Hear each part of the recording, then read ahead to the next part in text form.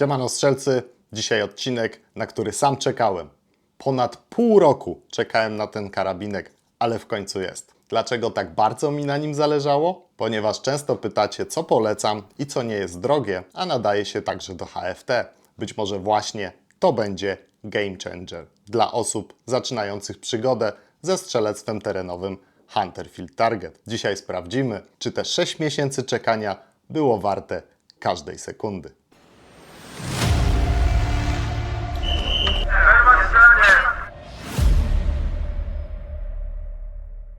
Długo szukałem pneumatyka, który będzie tani i skuteczny. Te wszystkie Reximexy typu Lyra albo Diana Storm Rider są dobre puszkoobijacze na pierwsze wrażenie z PCP. Natomiast w moim założeniu to miał być karabinek, który zbliży się jakością, a może nawet wyprzedzi klasykę strzelectwa, czyli popularne karabinki od firmy Air Arms. Mam tu na myśli klasyczne pneumatyki Air Arms S400 lub S410, które do dzisiaj uważane są za dobry i polecany sprzęt na początek. Chciałbym to dzisiaj zmienić, bo ten pneumatyk jest mało popularny, a według mnie warty zaprezentowania.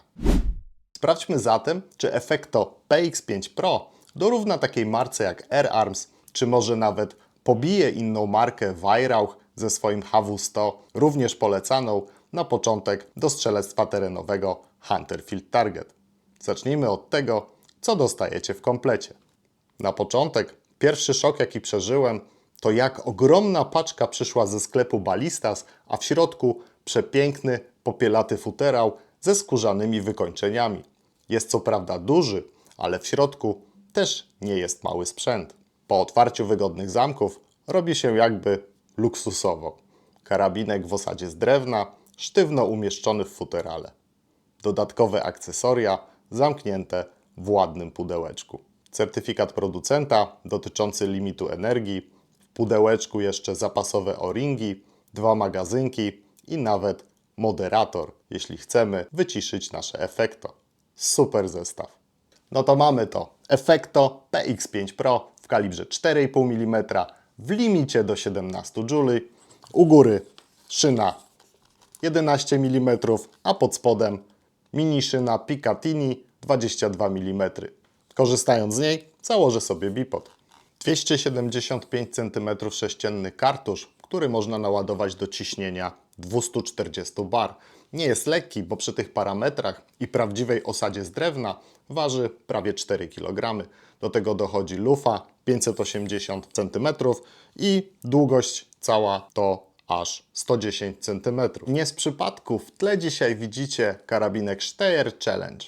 Uwierzycie, że oba te karabinki, czyli Steyr 6 razy droższy i Effecto PX5 Pro, mają lufę od znanego i markowego producenta firmy Lothar Walther. Tak, lufa LW w obu przypadkach to gwarancja mega precyzji. Jak wspominałem na początku, istnieje duże podobieństwo do Air Arms S400, chociażby ta tutaj przepiękna dźwignia przeładowania. Dodatkowo łatwo ją zamienić ze strony prawej na stronę lewą w przypadku osób leworęcznych. Idąc dalej, mamy dwustopniowy spust, regulowany i mega wygodny, szynę Picatinny, szynę 11 mm i teraz uwaga, regulowana baka i regulowana stopka. Za pomocą dołączonych w zestawie podwyższeń można sobie ustawić dowolną wysokość. W komplecie mamy jeszcze 2 magazynki na 12 śrutów każdy. Co ciekawe, są ponumerowane. Zobaczcie sami. Na koniec wisienka na torcie.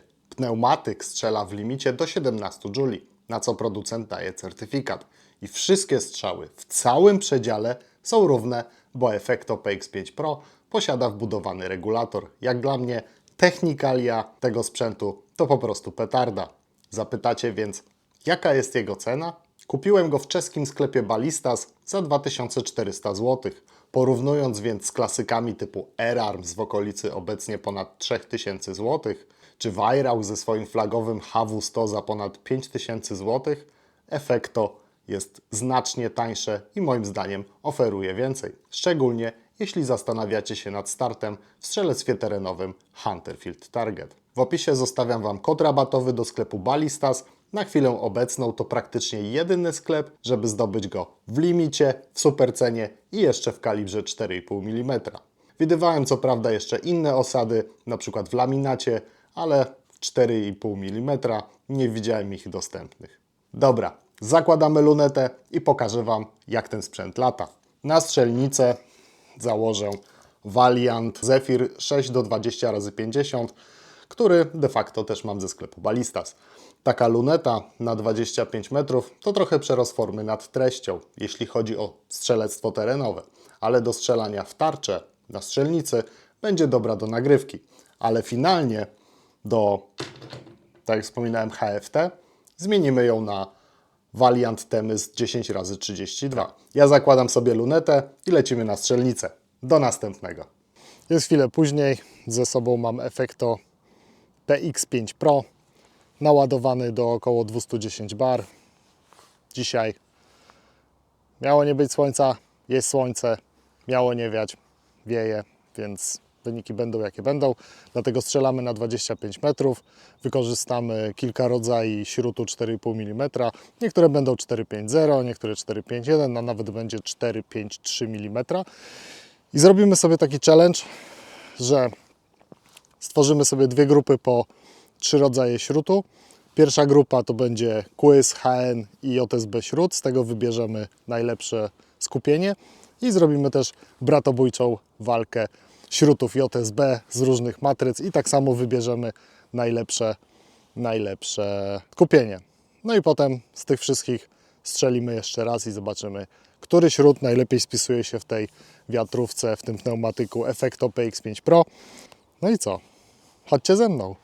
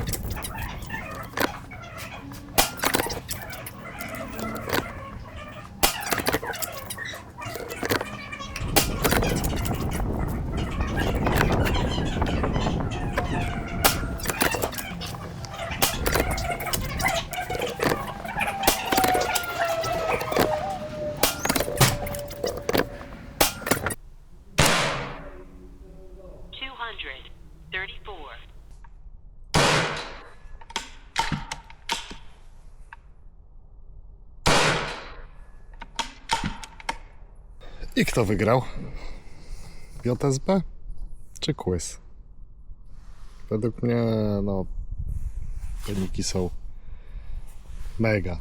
I tak jest dzisiaj wiatr, więc zobaczcie, tutaj jest zerowanie, więc praktycznie grupy wszędzie są, praktycznie żadnych odskoków. To jest na śrucie nieważonym, to jest na śrucie już ważonym, czyli shorta nie lubimy od JSB, HN, no tak sobie lata, 54 fajnie, JSB 19 no niestety nie, więc z bratobójczej walki JSB wygrało 54 matryca, czyli 453 kaliber, a natomiast tutaj JSB, HN i Quiz wygrał oczywiście Quiz. No i potem runda finałowa i tutaj mamy już Quiza i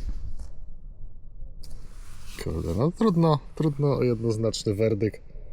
Dajcie znać w komentarzu, jak myślicie, który wygrał.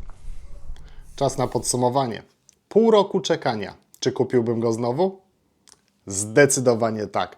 Za tę cenę dostajemy lufę, LW i stabilność, która pozwala śmiało rywalizować na torze ze sprzętem wyjętym prosto z pudełka, co jest jego mega zaletą. Osobiście jestem zaszokowany celnością tego sprzętu, szczególnie na śrucie Quiz wyszło bardzo ładnie, co już widzieliście. Dodatkowo podoba mi się praca tego spustu i nawet nic w jego ustawieniach nie zmieniałem.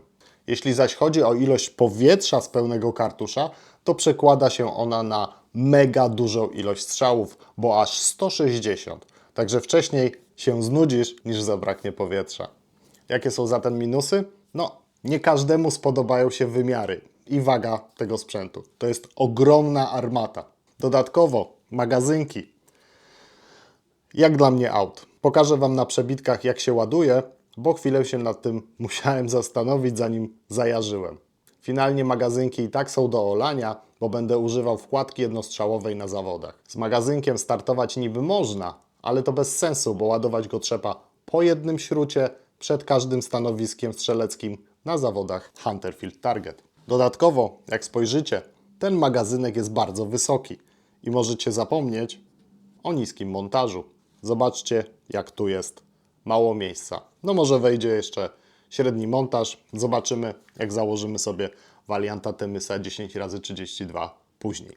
Co do samej wkładki, to daje nam pewność, że śrut każdorazowo się tak samo pozycjonuje w lufie, ale sama wkładka lubi się poruszyć podczas ładowania śrutu, więc pewnie ją delikatnie przykleję lub tak jak na strzelnicy widzieliście, będę ją wyjmował przed każdym załadowaniem śrutu. Dajcie znać w komentarzach, co sądzicie o dzisiejszym Effecto. Czy ktoś już z niego strzelał? Bowiem jest bardzo mało o nim materiałów w sieci. Natomiast ja nie zostawiam jeszcze tematu Effecto PX5 Pro i w następnym odcinku zabiorę Was w teren na pełny trening HFT. Nie zapomnijcie o łapce w górę i subskrypcji, jeśli jeszcze tego nie robicie. Do następnego strzelania z Effecto. Cześć!